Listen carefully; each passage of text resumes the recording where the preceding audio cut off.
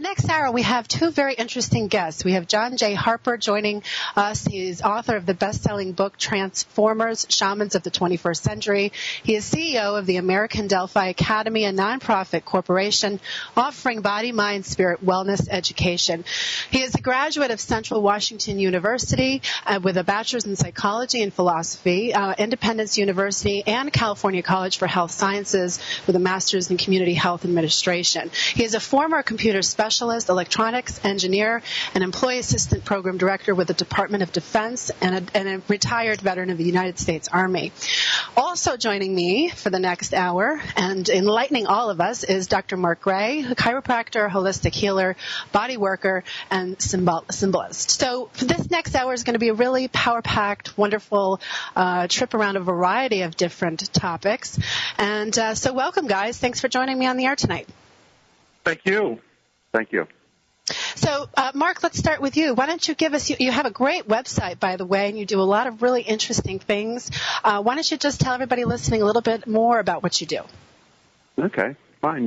Well, my name's Mark Gray. I'm a chiropractor, and my real interest is how does the human body work? What's our whole purpose here? What's going to happen when we die? How can we communicate with God? I'm sure all of us are hit with those questions every day, and the bookstores are loaded with books that are written about these things. And for me, it's a serious quest to search out those answers. And so that's the majority of my time. And, of course, when you look into these things, you can't help but look into the ancient religions, the ancient myths. You have to study and look at math. You have to look at psychology. You have to look at all the different spiritual traditions. You have to study music. And what you start finding out is that anything that you can perceive through the five senses and the other senses that we have are just pieces of information or gnosis that help us put together pieces of a gigantic puzzle. And for me, I'm like, if that's the goal of life, then I guess you have to ask yourself first, what is your goal? What is the goal of life for you? For me, the goal of life is to try to figure out this puzzle. So that's me, and that's how I ended up here. And so you just recently finished an interesting lecture in Washington, D.C., early December. You care to share a little bit about that? Sure. Along with reading these books, of course, I know John Jay Harper and his book Transformers, so I knew of him and his work before this conversation or our meeting or correspondence through this great medium we have now, Facebook. And so we can share ideas now, but before that, I knew John's book Transformers. Another book and series of books I knew was the works of William Henry, investigative mythologist from Nashville, Tennessee. And it was actually, John does the same kind of thing that I really like. He pulls from tons of information and then makes sense of it for you. And that's what attracted me also to William's work. He takes all the ancient myths, these ideas, religions, he combines it with science, puts it into these books, and they're heavy books. They're not easy reads. But what William says is over time you develop a language. And in the ancient times it was called the language of the birds. It's a secret language that if you started learning about all the different subject matter around you, you would become illuminated. You would become enlightened. You would become an Illuminati. So the trick is to learn the language, to learn signs, to learn about the symbols, to learn about the different cultures around the world. And William Henry became kind of an addiction for me where I just loved his work.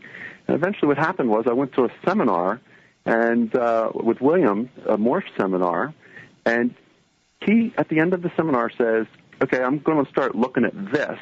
And he puts a picture up and he says, what is this building? And everybody in unison says, it's the United States Capitol. And some people said it was the White House. That's a common mistake. But they said it was the U.S. Capitol. And he goes, okay, that's pretty good. He goes, what's inside of that building? And nobody answered. So I couldn't answer either. And that's what got me, because I've read books about Washington. I've been to Washington. I live close to there. And I couldn't answer what was inside the United States Capitol. And then finally, William shows a picture that changed my whole life about a year and a half, 2 years ago. And it was a picture of what's inside the U.S. Capitol Dome.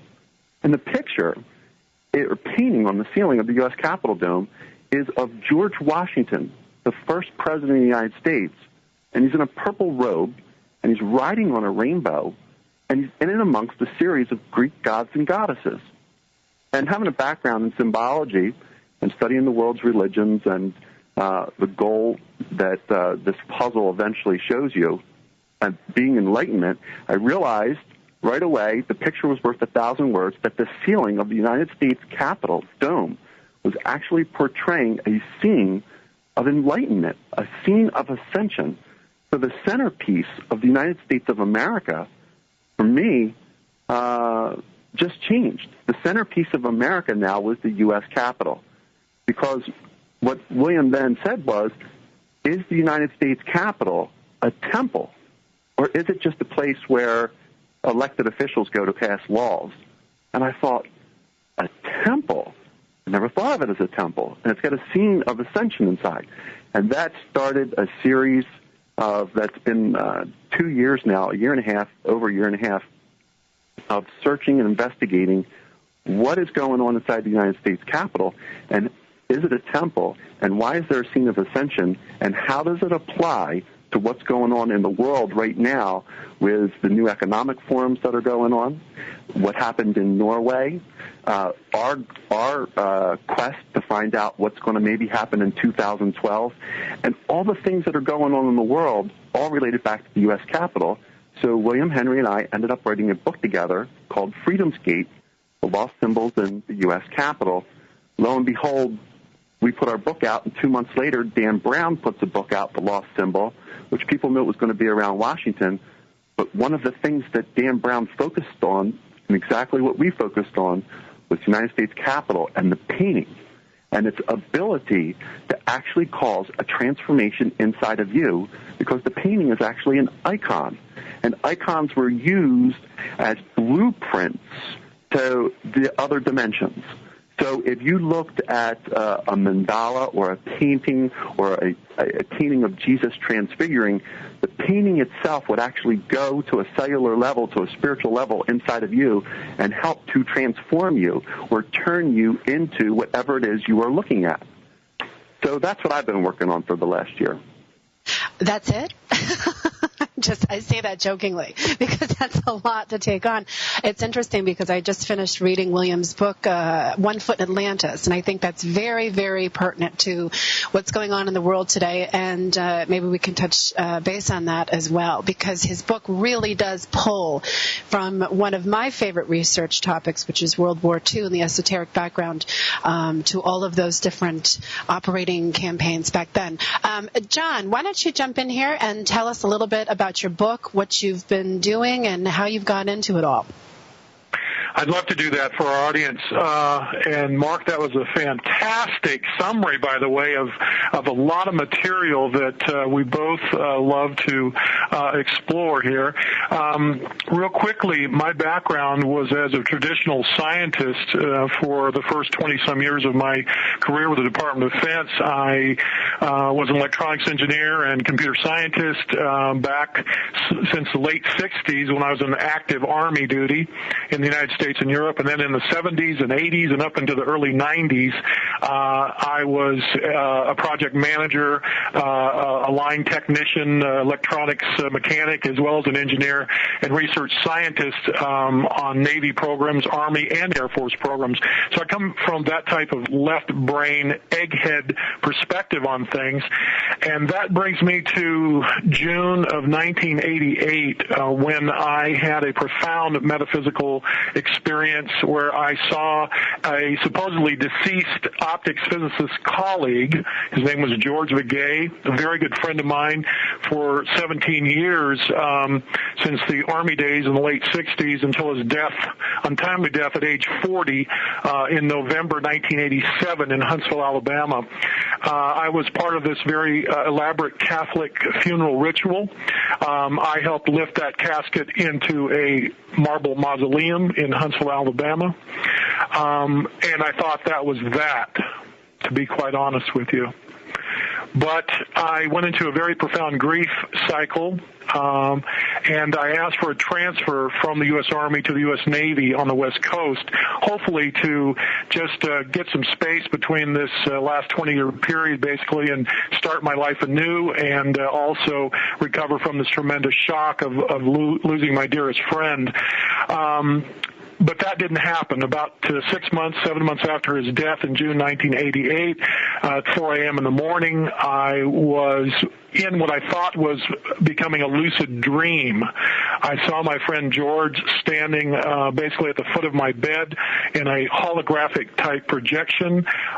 He looked at me, I looked at him, he smiled at me, and my life has never been the same since. Basically what happened was he projected a telepathic thought, a feeling, an empathy signal to me that shifted my consciousness, and I now realize opened my third eye, the pineal gland, to the point where I could see this holographic projection, and I could communicate in a deep and profound way with him, a way that is not liable to be misinterpreted, one that is a direct, heartfelt connection. And this then, fast forward, brings me to where I'm at today. We can fill in some gaps if we need to, but I realize now that we're all going into this new state of consciousness that Terence McKenna spoke of so profoundly decades ago. He talked about we're going from a language heard to a language seen, where that what we mean when we speak to each other can not only be heard, but also holographically projected in a full panoramic holographic way.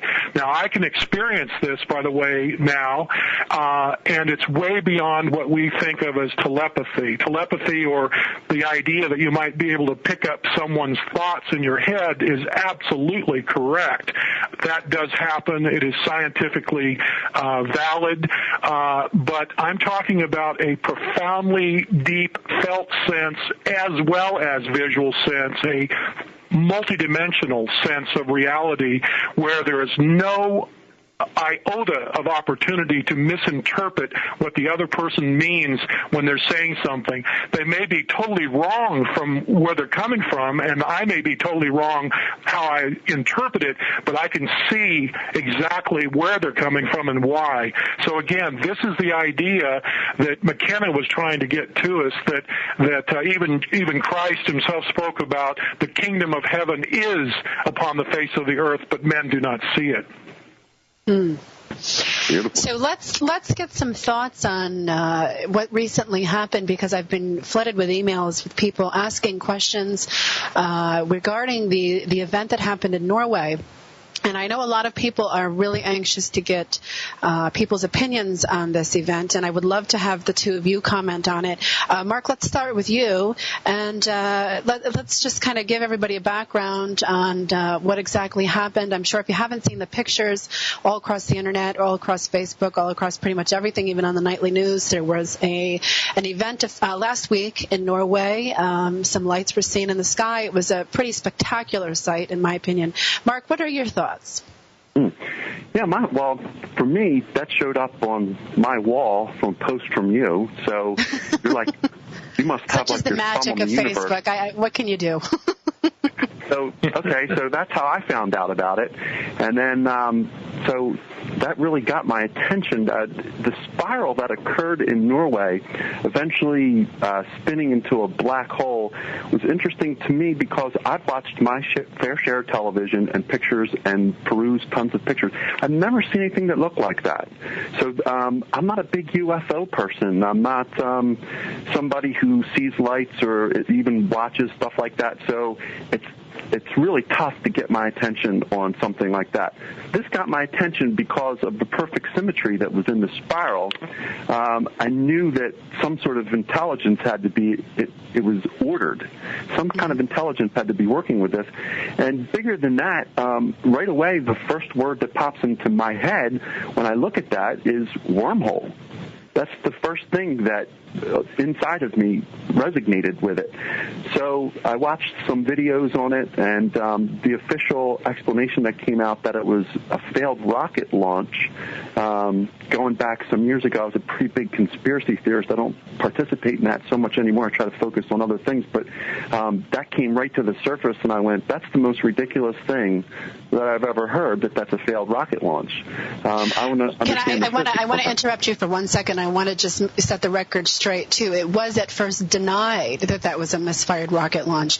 And anybody who thinks the Russians would be test-firing rockets the day before President Obama arrives in Norway has to rethink their approach on that. So, and then within 24 hours later, it was then officially released in a very proper PR press release kind of way that it was, in fact, a misfired missile rocket, for those people who may not be up to date on that stuff. I'm sorry. Go ahead. Continue. Yeah, no, that's fine. So I had my suspicions, or not even suspicions so much as it piqued my interest as to, goodness gracious, what is going on there? Because for the last 20 years, I've been reading books about the end times and the year 2012 coming, and particularly, everything from John's books to William Henry's books.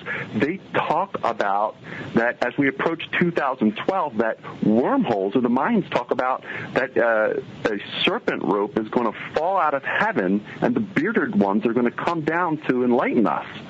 So there's prophecies from all around the world, and if you look at that spiral, that's not a serpent rope. I don't know what is. The next thing it reminded me of was the human chakras, or energy centers. I'm like, is that a earth chakra that's opening up? Is somebody creating that? Apparently there's a heart facility near there. Somebody creating that and opening that? Or is this a natural phenomenon that the world leaders knew about? And it kind of gathered. There's a whole gathering that went on over there.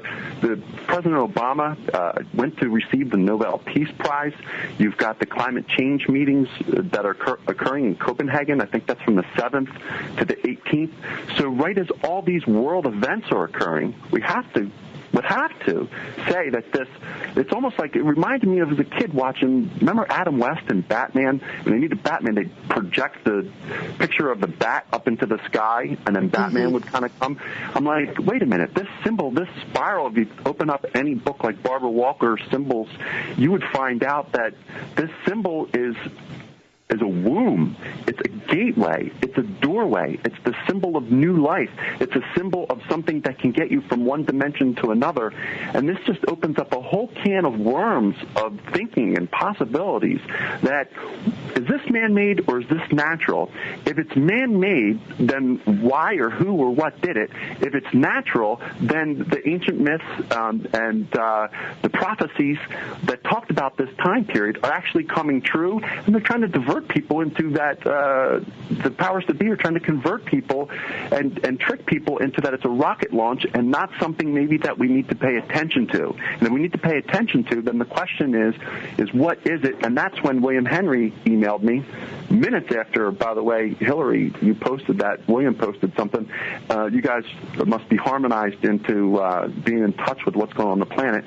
He sent me an article that said this really amazing guy, Lord Christopher Monckton. He's part of the British hierarchy, so to speak.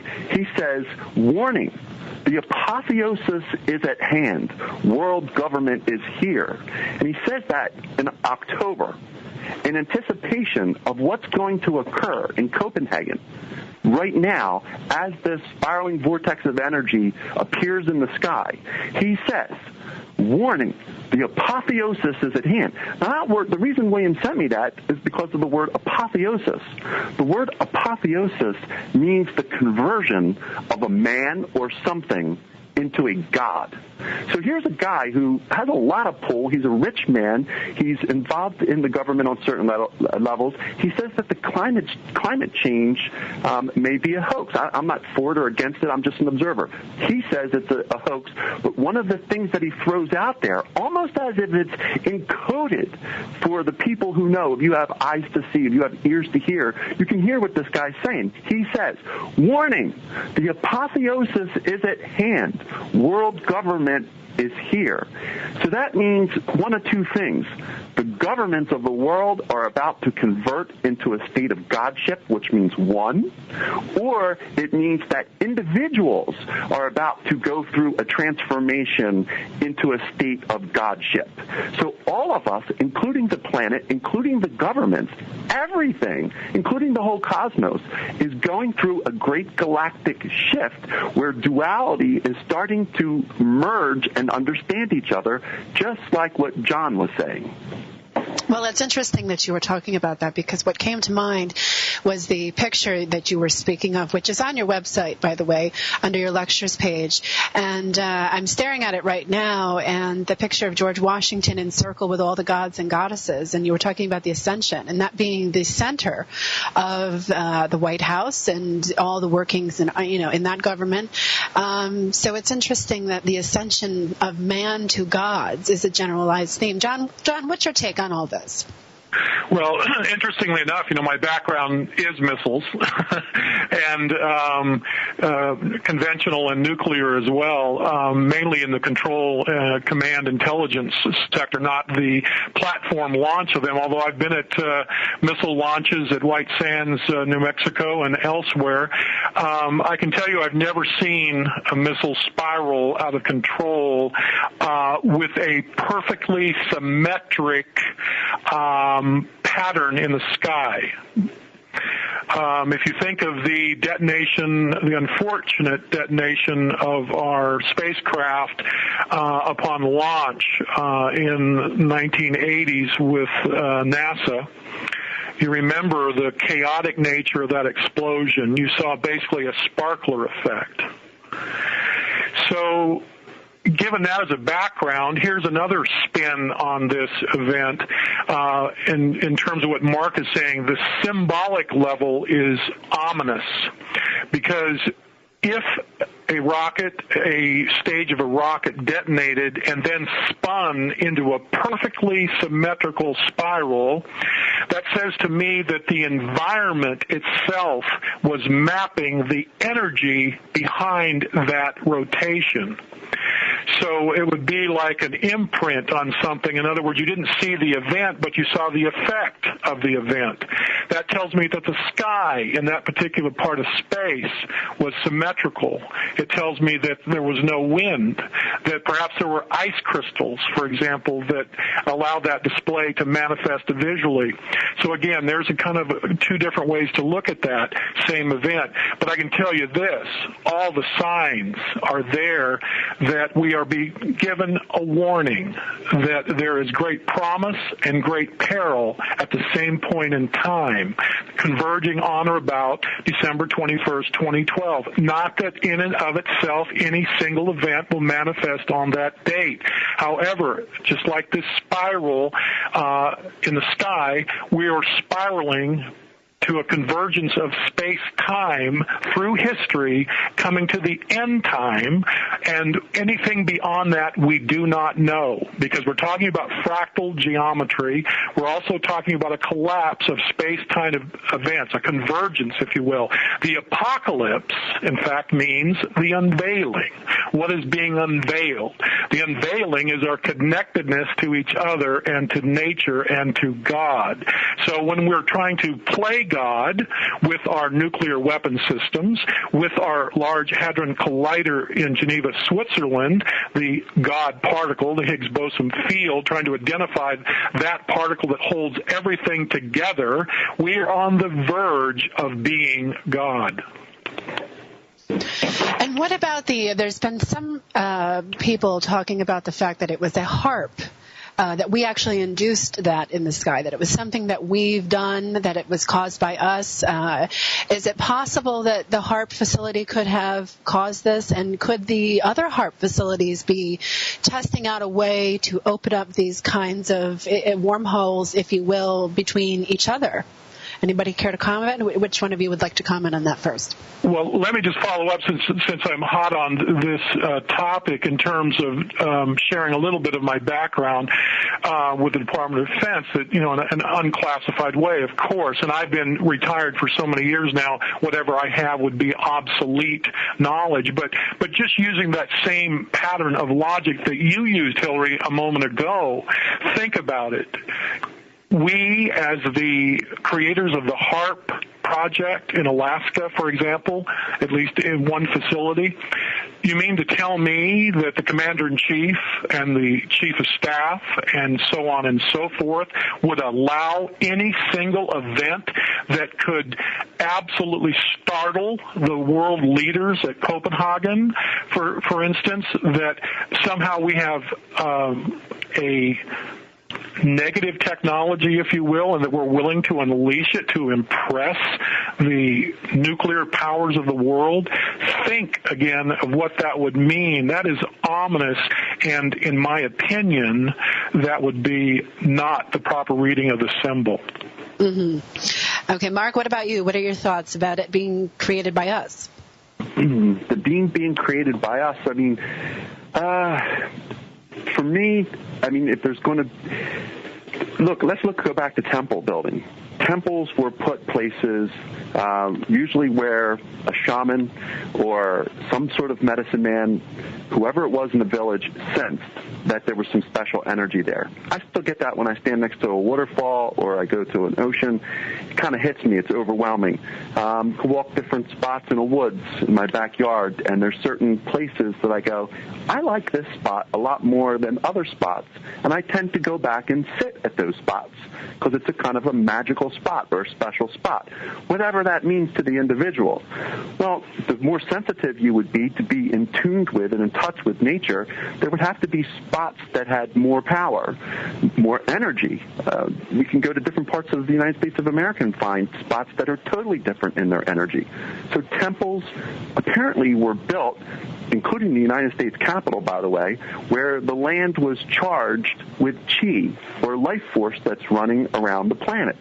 So if you were going to build a facility like HARP, to me, you would build it near a sweet spot, but maybe the sweet spot's not so much about the Earth, but it's about where energy is going to come in from other places.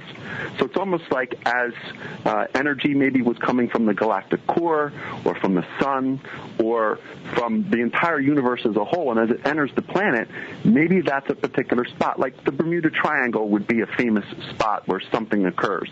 The something that occurs at the Bermuda Triangle is that things disappear. So apparently it's an outdoor. So there's outdoors on the planet, and there's indoors on the planet, and there's probably doors that go both ways, just like all of nature. So for me, when I looked at that, one of the first things I wanted to know was where in the sky was that event? I mean, was it, did it have a background of Pisces in front of it? Did it have the background of the Draco? Where was this event? And I really wish that a professional would get involved in this. I'm no professional, but I used my computer programs, Stellarium, and worked it around a little bit. I used some information from Richard Hoagland and some other people who had posted some stuff on the Internet. And to the best of my ability, as far as I can tell, that whole scenario occurred in front of the sun, which was below the horizon, which would have been in the southeast. Well, I typed in the coordinates that I actually got from you, Hillary, and from Tromsø, Norway, and then looked to the southeast, and lo and behold, at 7:30 in the morning, as this event's occurring, what is in the horizon right in front of us but the constellations Scorpio, Sagittarius, and Ophiuchus? And the three of those point to a really important spot, and that is the galactic core, the center of the Milky Way galaxy. And lo and behold, sitting in that sweet spot is the sun below the horizon in Norway. And coming up out of the sun is the blue, and then the spiral opens up. So the question is, man-made or not, from what I can tell, somebody's beginning to connect with the galactic core, and this starts to bring in the whole 2012 phenomenon when we can start to connect some of these dots. And that's what I'm interested in is right now. What is 2012, and how does that relate to this event? John, what are your thoughts? 2012 is absolutely a lens. It is a focal point for our consciousness. And remember that our consciousness now in physics is equivalent to energy and information in particular, and again to language. Language is connected to DNA, the double helix spiral. So we're talking about a communication event in the sky that's trying to impress itself upon us with new information about the galactic center. So, again, everything is a sign, sign, everywhere a sign. And so what we're doing is trying to read the signs of the times in the sky. And we have done this at our sacred sites in Egypt and in Central America, for example, not to mention all the Native American and other indigenous sites in Australia and so on, in England, throughout the centuries. And we tie those to the 12 signs of the zodiac. And the 13th sign, or the center, if you will, of the zodiac is metaphorically and metaphysically significant of a sign of us. We are to put ourselves in accord with the 12 signs, become the center of this consciousness that's unfolding. Again, this is fractal geometry. And where do we have that? We have that sign in the Knights of the Round Table, the 12 knights, where the king would be in the center, or in Christ, the 12 disciples and the 12 tribes of Judah, and so on. So we're looking at signs, and we're being given an opportunity to wake up in time so that we learn that we are, in fact, connected to God and to nature, and that before time runs out in 2012, we need to wake up and declare peace. That's what it's about. Jesus said, they will say peace, peace everywhere, and then the end will come. We're being given an ultimatum, in other words. It's interesting also that particular site underneath on the ground is a place, a friend of mine who lives in Norway emailed me some information about that spot, and the orcas mate there. And there's a lot of the eagle's nest there. There's a lot of really wonderful and abundant wildlife there. So it's a very, very special place, and a lot of tourists end up finding themselves there because it's such a wonderful, like you were talking about, Mark, a place in nature where you would find yourself feeling the energy of the land and wanting to go back over and over. So it's a very special place, actually. And there is a HARP facility close by, but I don't believe this happened over HARP exactly. It actually happened over a place that's a very, very abundant wildlife sanctuary. So now a friend of mine did some looking into the astrology of this.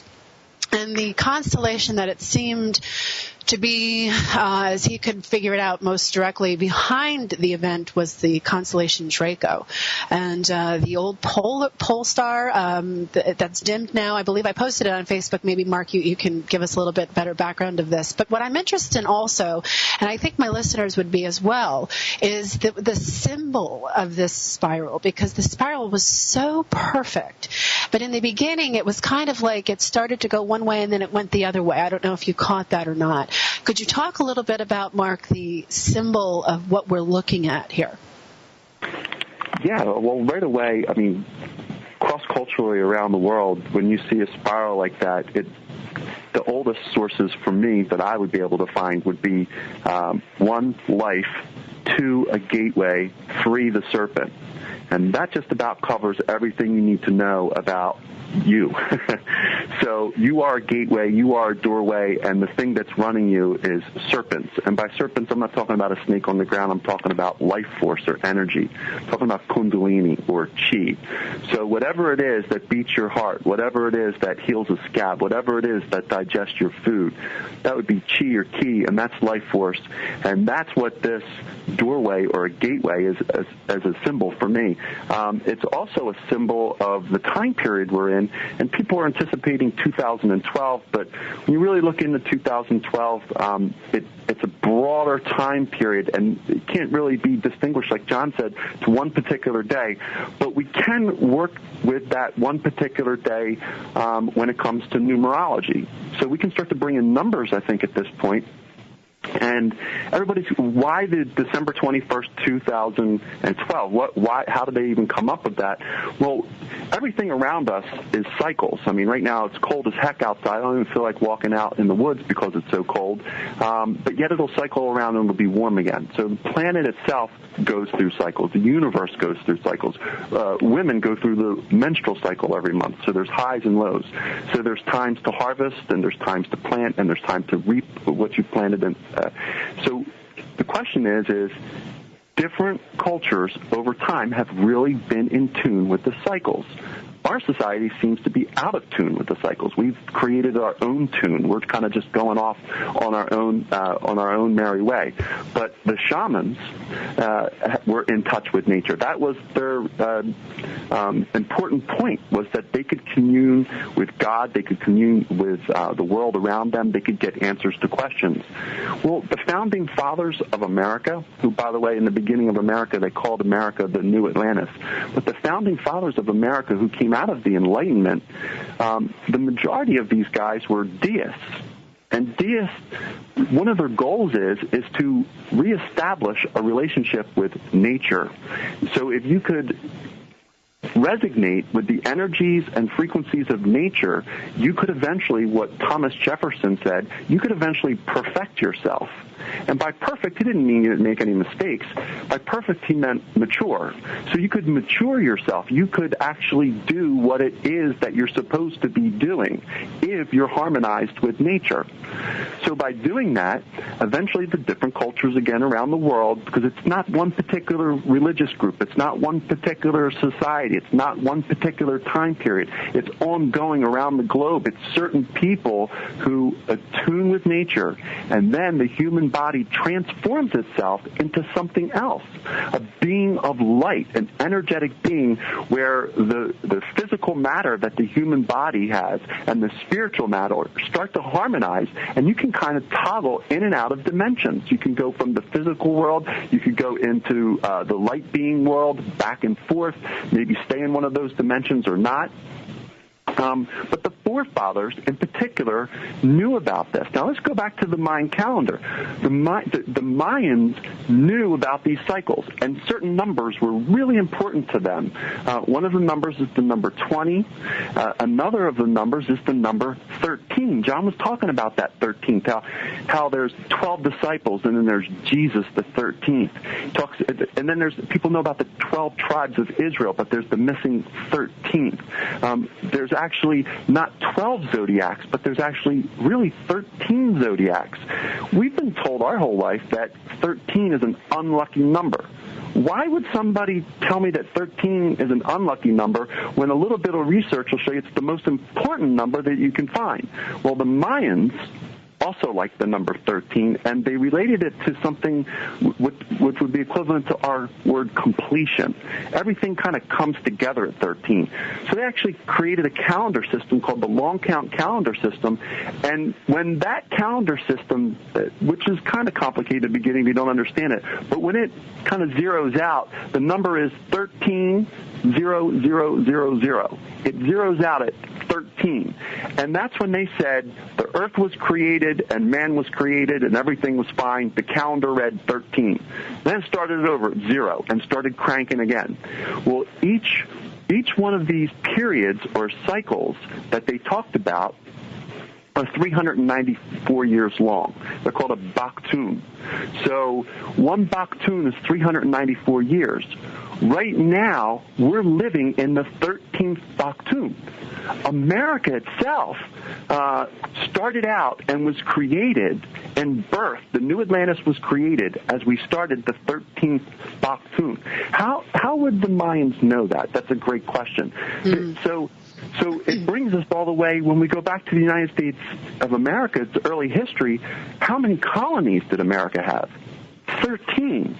With a little bit of research, you can find out that the family crest for George Washington, the earliest source of that historians have found is in a church in England, a 14th century church in a stained glass window donated by the Washington family. And the symbol is 2 bars with 3 stars on top. Still today, it's the flag of Washington, D.C. It's the Washington family crest. It's 2 horizontal bars with 3 stars on top. Well, interestingly enough, a bar or a star in Mayan symbolism is 1. When you count 1 star, 2 star, 3 star, 4 stars, instead of writing 5 stars, you put a bar. So a bar is 5. So a star is 1, a bar is 5. So 2 bars is 10, with 3 stars on top is 13. So the flag for Washington, D.C., and the Washington coat of arms from the 1300s is the 13. Well, the wild thing is 2 bars with 3 stars on top is actually the way the Mayans did their numerology and their numerical system. So the Mayans knew that 2 bars with 3 stars with 13. How did George Washington's family in the 1300s know to pick 13? Which brings up a great question. And then how does George Washington, all these years later, end up inside the United States Capitol dome with 13 maidens with 13 stars on top of their head surrounding George Washington in a state of enlightenment? And what does 13 have to do with us today? I'll tell you what it has to do with today. December 21st, 2012, the Mayan calendar finishes the 13th Baktun, and if we were to write December 21st, 2012 down on a piece of paper, if you were Mayan, you would write 13.0000. That's the date. Do you think that in developing this country and everything that we stand for, now that we begin to move out kind of in a global sense in one way or another, do you believe that the founding fathers really had the intention to set up and bring back to life the concept of Atlantis? They absolutely did. In fact, the United States Capitol itself is set up as a temple. Washington, D.C. is laid out as a diamond. It has 40 obelisks that surround the perimeters. 40 have to do with Jesus being in the wilderness for 40 years, the Israelites, or 40 days, the Israelites in the wilderness for 40 years. 40 lashes the Sanhedrin would give you if you did something wrong. The number 40 is really important. 40 days and 40 nights it rains on Noah. Washington, D.C. is surrounded by 40 obelisks. Well, on either side of Washington, D.C., what 2 states surround it? Virginia and Maryland. That's symbolic for the Virgin Mary. Washington, D.C. is a birthing center. It's a yoni. It's a stargate, just like that spiral that showed up over Norway. And the centerpiece of the whole thing is the United States Capitol Dome. The United States Capitol Dome is aligned, just like old temples, ancient temples, it's aligned to the stars. It's aligned to the solstices. It's aligned to the equinox. From the basement to the top of the dome is 365 steps. That's the number of days in a year. But more than that, Washington, D.C. has more public zodiacs than any other city in the world. If you walk around down there, you will see zodiacs plastered all over the place, and in government buildings too. Well, there's 3 zodiacs inside of the United States Capitol. And each one of those zodiacs, interestingly enough, points to what's called the galactic core, where December 21st is going to align. How do we know that the United States Capitol Dome has anything to do with aligning to the stars? As I said, the roads line up to the equinoxes and the solstices, but it's in the mathematics. And when you walk inside the U.S. Capitol Dome and stand on the floor and look up at the painting of George Washington on a purple robe riding on a rainbow with the other Greek gods and goddesses in this state of enlightenment, what you find out is you're actually looking up 180 feet, according to the books. Well, 180 feet happens to be 2,160 inches. 2,160 is the number of years in one zodiac age. That's how long we're in the age of Pisces, 2,160 years. The age of Aquarius, 2,160 years. Well, when you stand in the U.S. Capitol and look up, you are looking through one house of the zodiac, 2,160 inches. It's in the books. Now, that just raises some questions and some eyebrows. The other thing is around this painting, there's 72 stars. 72, it has to do, it's an esoteric number. It has to do with precessional movement of the Earth, the wobbling effect of the Earth that changes the grand zodiac on the planet and the energetics of the planet.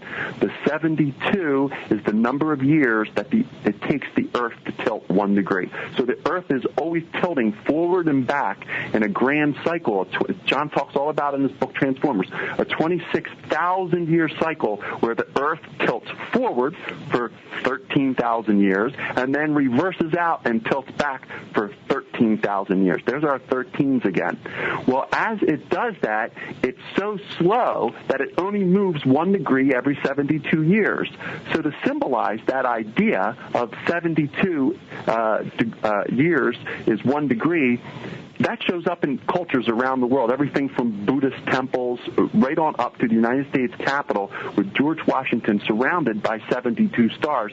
And then, if that doesn't raise your attention enough, you look on the wall of the United States Capitol, and there is an Aztec calendar, an Aztec sunstone that's 15 foot in diameter drawn on the side of the United States Capitol dome. Why in the world does the calendar system of the Mayans and the prediction of 2012 show up on the wall of the United States Capitol dome? And what does that mean for the date 2012 in regards to America? It raises a lot of questions.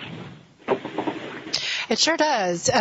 John, let's kind of switch gears here in the last few minutes of the show. When you talk about shamans of the 21st century, what exactly do you mean by that? The phrase actually was inspired by the work of Dr. Kenneth Ring at the University of Connecticut, who began his research into near-death experiences about 30-some years ago now.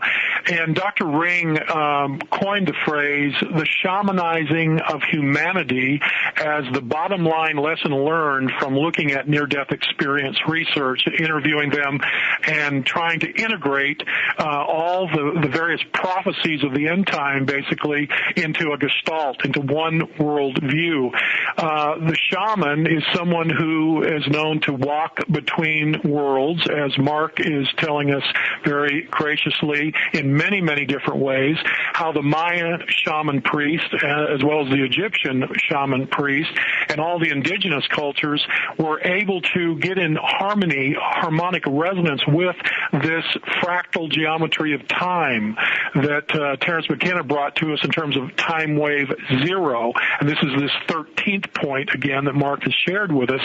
But the idea of a shaman is someone who is really kind of a madman, if you will, a mad woman, a person who does not fit in, an oddball. The anthropologist initially studying shamanic culture said they were schizophrenic. We know today that is far from the truth. The shaman is someone who walks to their own drumbeat because they can see, again, visually, what is going on energetically in the environment that they are in. For example, and we'll tie this all together now, the bee shaman in one culture or another is someone who actually tracks the flight of the bee and can understand the communication of the bee. They understand the hive. They understand the relationship between the queen and the drone and the worker bees. In this country, the greatest proponent of that is found in Salt Lake City, Utah. In fact, Brigham Young's house, known as the Bee Hive Mansion, is there for all to see on the Internet. But even more importantly, if you track the flight of the bee across this country and around the world, which I'd like to do, by the way, in a series, maybe the History Channel, this would be a phenomenal way to see the common theme of nature being woven into the fabric of society and civilization. And what happens to the bee, the shaman says, happens to us eventually. Here's how we tie it together. The bee forms a colony. The United States was formed 13 colonies. A few years ago, we became very concerned about the bees' destruction, and we called it the colony collapse disorder. Now, we are on the verge of collapsing our 13 colonies and their original mission of democracy because we have become selfish. We become, in the terms of the shaman, we have turned the eagle into a raptor. And again, we have a fighter plane named Raptor. And you were talking about the wildlife refuge underneath this landscape, beneath the sky, the landscape above this spiral in Norway. And we think about the two things there. You said the eagle sanctuary. The United States symbol, of course, is the eagle. The eagle is somebody who has keen eyesight. You know who else has keen eyesight? The octopus. You were talking about the orca whales. Orcas, actually, I come from the Pacific Northwest and used to, as a child, would go in a rowboat over on the Olympic Peninsula where I grew up, and the orcas would come in there, and Shamu and all these others that became famous actually were penned right almost outside my doorstep in the waterways there. So the point is that the octopus, who's also a sea creature, has a tremendous nervous system. They not only can sense and change colors to express their feelings, they also can see all the colors of the rainbow. That's why they have this tremendous nervous system. What is going on with Kundalini and the rise of this consciousness, this serpentine energy that really is the symbol of the DNA double helix coil, as Dr. Jeremy Narby brought forth in the Cosmic Serpent, DNA and the Origins of Knowledge, to us. The point, again, is, to wrap this up, we are being challenged here in the Western world to declare peace as our number one job, not war. That we must find a way now to get out of the labyrinth that we're falling into, this rabbit hole into Alice in Wonderland nightmare, actually, because we refuse to put the cork back in the bottle. We have let the genie out, and now we're refusing to put the genie back in the bottle, so to speak. So, that is my take symbolically on what is happening today and why it's so important, why the symbols are manifesting at every level. But we will not probably understand this, unfortunately, until after great catastrophes have befallen us.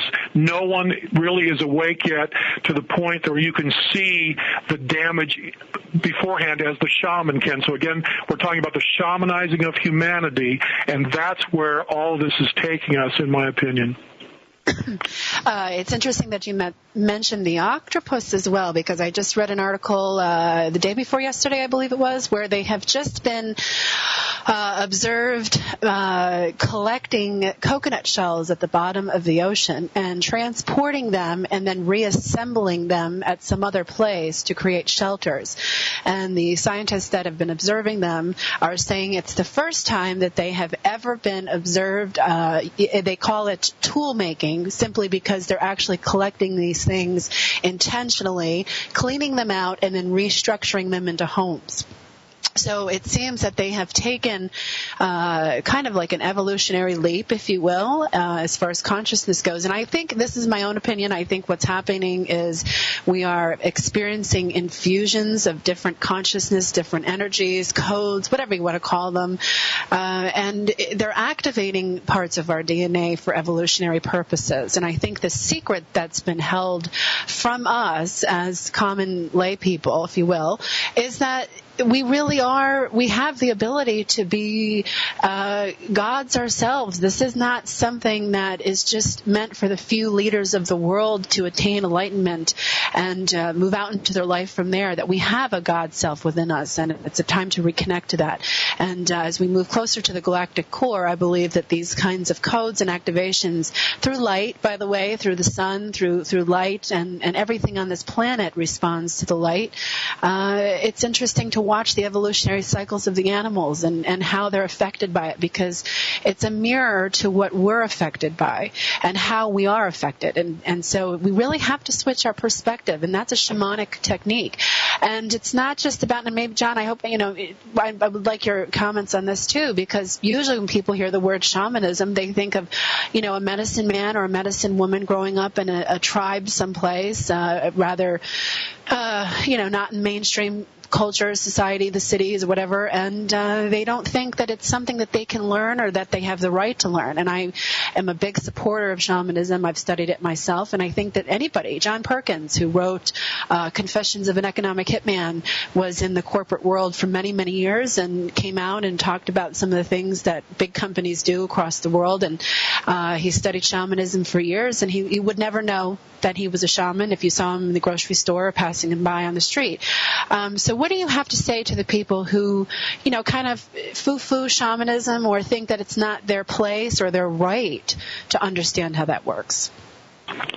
Well, the greatest skill set that we can acquire is to be able to work with the world and not against it. And that is where nature that Mark was sharing with us comes back into this equation.